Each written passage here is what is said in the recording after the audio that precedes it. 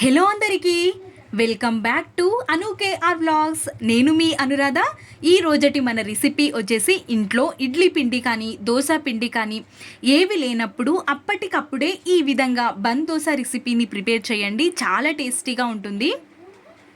ముందుగా ఒక మిక్సింగ్ బౌల్ని తీసుకొని అందులోకి ఒక కప్పు వరకు గోధుమ పిండి, క్రిస్పీగా రావడానికి ఒక పావు కప్పు వరకు ఉప్మా రవ్వ, చిక్కటి మజ్జిగని ఒక కప్పు వరకు తీసుకొని హాఫ్ కప్పు వరకు వాటర్ని యాడ్ చేసేసుకొని ఇక్కడ నేను చూపిస్తున్న విధంగా విస్కర్తో కానీ స్పూన్తో కానీ ఈ విధంగా మిక్స్ చేసుకొని ఒక 10 మినిట్స్ పాటు పక్కన ఉంచుకుందాం.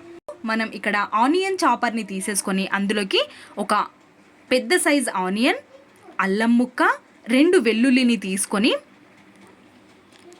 ఒక చిన్న సైజ్ ఆలుని కూడా కట్ చేసుకొని ముక్కలు ముక్కలుగా ఈ చాపర్లోకి తీసుకోవాలి. మీ దగ్గర చాపర్ లేనట్టయితే మిక్సీ జార్లోకి వేసేసుకొని కొంచెం బరకగా గ్రైండ్ చేసి తీసుకున్నా సరిపోతుంది. లేదంటే వీలైనంత సన్నగా తరుక్కొని కూడా తీసుకోవచ్చు. ఇక్కడ నా దగ్గర ఆనియన్ చాపర్ ఉంది కాబట్టి ఈ విధంగా చాప్ చేసుకొని తీసుకుంటున్నాను. ఇక్కడ చూసారా, ఈ విధంగా ఆనియన్, ఆలు అనేవి మంచిగా సన్నగా అయిపోయాయి. ఇప్పుడు వీటన్నిటిని ఒక ప్లేట్లోకి తీసుకొని పక్కన ఉంచుకోవాలి. పోపు కోసం ఒక గిన్నెని స్టవ్ పైకి పెట్టేసుకొని ఆయిల్ వేసుకోవాలి. ఆయిల్ వేడైపోయిన తర్వాత జీలకర్ర, ఆవాలు, పచ్చిశనగపప్పు, మినప్పప్పుని కొద్దిగా యాడ్ చేసేసుకొని ముందు వీటిని ఫ్రై చేసుకోవాలి. ఇవి కొంచెం వేగిపోయిన తర్వాత మనం చాప్ చేసి పెట్టుకున్న ఆలు, ఆనియన్ తరుగుని వేసేసి ఒక 2 నిమిషాల పాటు ఫ్రై చేసుకోవాలి. ఈ విధంగా మనం తరుక్కొని తీసుకోవడం వల్ల చాలా స్పీడ్గా ఫ్రై అయిపోతాయి. కాబట్టి ఈ విధంగా ఫ్రై అయిపోయిన తర్వాత స్టవ్ ఆఫ్ చేసి కంప్లీట్గా చల్లారేంత వరకు పక్కన ఉంచుకోవాలి. అప్పటి వరకు మనకి ఇక్కడ పిండి సెట్ అయిపోయింది. మనం రవ్వ వేసాం కాబట్టి కొంచెం వాటర్ని పీల్చుకొని ఈ విధంగా అయిపోతుంది పిండి అనేది. ఇప్పుడు ఈ పిండిలోకి మనం ఇప్పుడు ఫ్రై చేసి పెట్టుకున్న ఆలు, ఆనియన్ వీటన్నిటిని వేసేసి పోపుని ఈ విధంగా వేసుకోవడం వల్ల చాలా రుచిగా ఉంటుంది. ఇప్పుడు ఇందులోకి కొత్తిమీర తరుగు, కరివేపాకు, రుచికి సరిపడా సాల్ట్, కొంచెం పసుపు, కొంచెం కారాన్ని యాడ్ చేసుకొని మొత్తం అంతటిని ఒక్కసారి కలిపేసుకోవాలి. మనం కలుపుతుంటేనే చాలా మంచి వాసన అనేది మనకు తెలుస్తూ ఉంటుంది. కన్సిస్టెన్సీ అనేది మనకి ఈ విధంగా ఉండాలి. లూజ్గా ఉన్నా మనకు బన్ దోశ వేసుకోవడం కష్టం అవుతుంది. ఇప్పుడు మొత్తం పిండిని కలిపేసుకున్న తర్వాత ఇందులో చిటికెడు మాత్రమే వంట సోడాని వేసేసుకొని మొత్తం ఒక్కసారి మిక్స్ చేసుకోవాలి. వంట సోడా ఎక్కువ వేసుకున్న ఆయిల్ ఎక్కువగా పీలుస్తుందని గుర్తుంచుకోండి.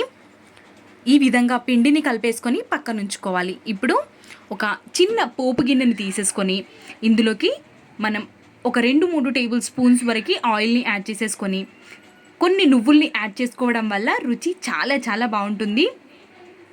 ఈ విధంగా నువ్వుల్ని యాడ్ చేసేసుకొని మనం మిక్స్ చేసి పెట్టుకున్న పిండిని ఒక 2 గరిటెల వరకు ఈ బౌల్లోకి యాడ్ చేసుకోవాలి. ఈ విధంగా మనం గిన్నెలోకి పిండిని యాడ్ చేసుకున్న తర్వాత మొత్తం ఈక్వల్ వచ్చే విధంగా స్ప్రెడ్ చేసేసుకొని కొంచెం వేగిన తర్వాత టర్న్ చేసుకొని కాల్చుకుంటే సరిపోతుంది.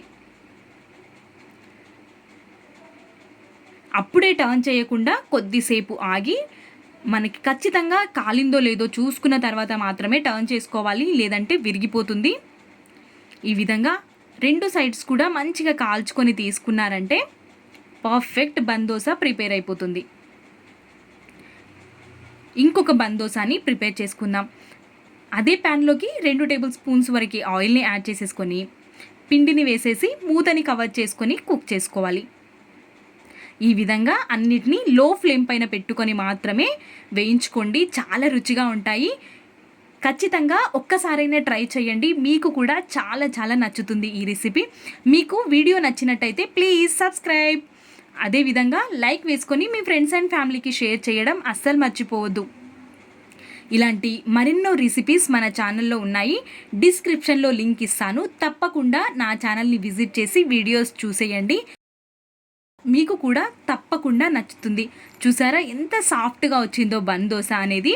మనం కొబ్బరి చట్నీతో కానీ టమాటో చట్నీతో కానీ తీసుకున్న చాలా సూపర్గా ఉంటుంది రుచి అనేది. కాబట్టి తప్పకుండా ట్రై చేయండి. Thanks for watching.